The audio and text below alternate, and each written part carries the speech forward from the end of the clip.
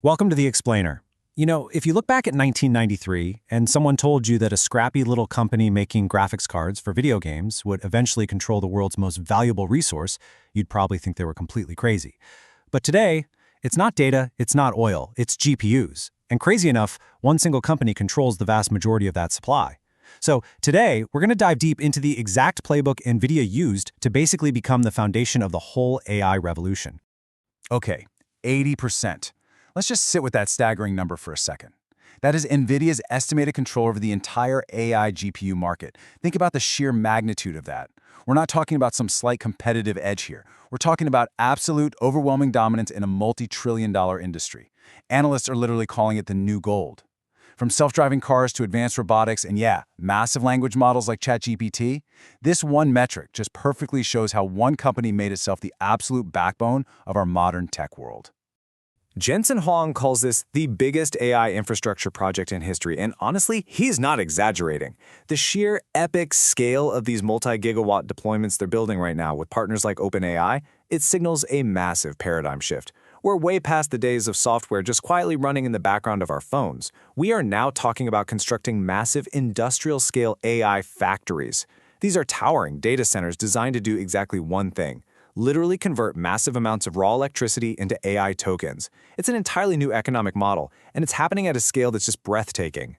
So the crucial question we really have to ask ourselves here is, why did NVIDIA actually win? Because, truthfully, they didn't reach a multi-trillion-dollar valuation just by having the fastest chips. I mean, fast hardware is important, for sure, but hardware alone doesn't create this kind of inescapable gravity. They won because they methodically built an entire ecosystem, one that covers hardware, software, cloud infrastructure, developer tools, the whole shebang, all tied together with deeply integrated strategic partnerships. Here is a roadmap for deconstructing this empire-building strategy today. 1. The hardware foundation. 2. The real moat, which is CUDA. 3. Flywheel economics. 4. Vulnerabilities. And 5. The PM playbook. Let's jump right into Section 1, the hardware foundation, from gaming to AI. Now, to really grasp this AI revolution, you've got to understand the difference in how these chips actually think. A traditional CPU, it's optimized for sequential tasks. Think of it like one highly skilled, super efficient office manager. They can handle a really complex, multi-step problem perfectly, but they can only process one file at a time. A GPU, on the other hand, operates completely differently. It's like having thousands of specialized workers solving tiny, independent problems simultaneously. Now, originally, this parallel architecture was just meant for doing one thing, rendering pixels super fast for video games. But years later, researchers had a light bulb moment. They realized training massive AI models requires millions of simultaneous matrix calculations. And NVIDIA's gaming hardware was just sitting right there, perfectly designed for a revolution literally no one saw coming.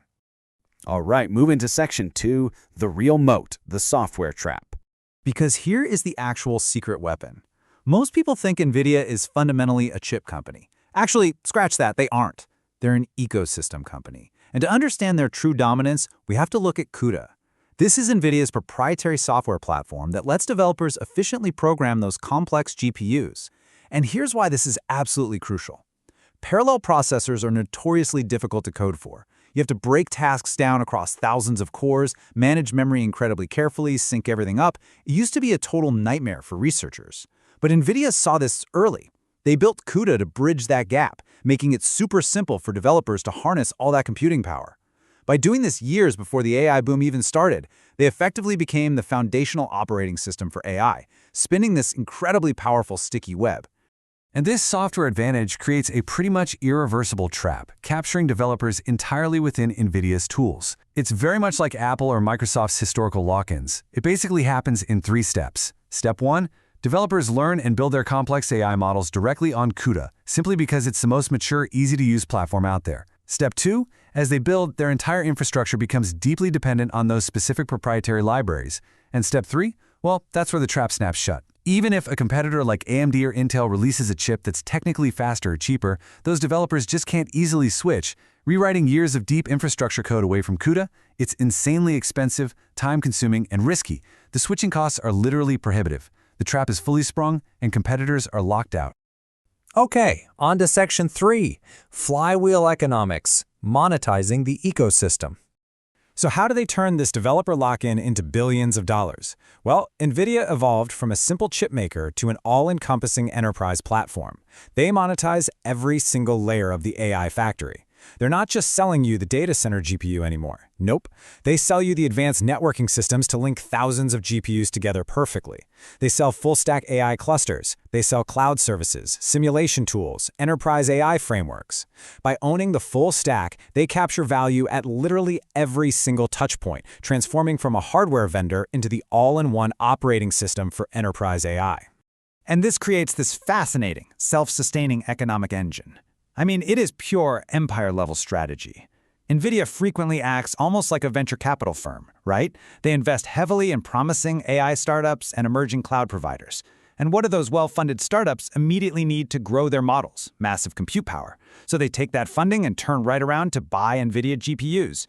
NVIDIA books that massive revenue, and their margins stay incredibly high because demand heavily outpaces supply, and then they take those profits to reinvest right back into the ecosystem.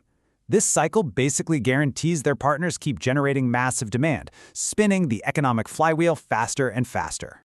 All right, let's look at Section 4, Vulnerabilities, Risks to the Empire. Because look, no empire is without its weak points, right? And to be thorough and impartial here, we must examine the real-world threats facing this seemingly unstoppable monopoly. Competition is for sure heating up. You've got AMD and Intel aggressively pushing alternatives. Huge players like Google and Amazon are developing their own custom silicon, like TPUs and Trainium chips, just to reduce their dependence on NVIDIA. And then there's the sheer physical reality. AI data centers require staggering amounts of power, advanced liquid cooling, and complex manufacturing components that are incredibly hard to scale up globally. Add in complex geopolitical realities like US-China export restrictions that are prompting aggressive domestic development abroad, plus the constant threat of market saturation, and you can see that maintaining this lead is going to require flawless execution amidst some massive logistical hurdles. Finally, Section 5, the PM Playbook, Strategic Takeaways. Let's distill all this massive scale down into a concrete playbook of strategic product management lessons that you can actually apply to your own work. Lesson 1. Build infrastructure, not features. The crucial point here is that foundational companies selling the picks and shovels are infinitely harder to replace than superficial applications. In this AI gold rush, we spend a lot of time talking about the end-user apps, the miners. But historically, the most consistent winners are the ones providing the infrastructure. If you build features, you can be copied. If you build the baseline infrastructure that everyone else relies on, you become a permanent fixture of the economy. Lesson 2. Ecosystems win. As we saw with CUDA, developers will invariably stay where the tools are easiest to use. This proves that software lock-in frequently beats pure hardware advantages. This is perhaps the absolute most vital strategic takeaway for modern product managers building scalable tech platforms. If you want a true competitive moat, you don't just build a better standalone product, you build a better ecosystem. When you make it incredibly easy for people to build their businesses on top of your platform, their success inherently becomes your lock-in. And Lesson 3, own the entire stack. By expanding vertically, from the silicon all the way up to cloud platforms and AI factories, you create enormous power and a nearly insurmountable competitive moat. NVIDIA started with one single component, the graphics card. Today, they want to sell you the entire factory. When you own the hardware, the networking, the software platform, and the enterprise tools, you dictate the pace of innovation for the entire industry.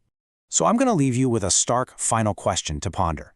We know that demand for AI is theoretically limitless right now. But can the physical world build infrastructure fast enough to keep up? NVIDIA has given us the playbook, the picks, and the shovels. Now the biggest challenge is whether our power grids, our cooling capabilities, and our silicon supply chains can actually sustain this digital revolution.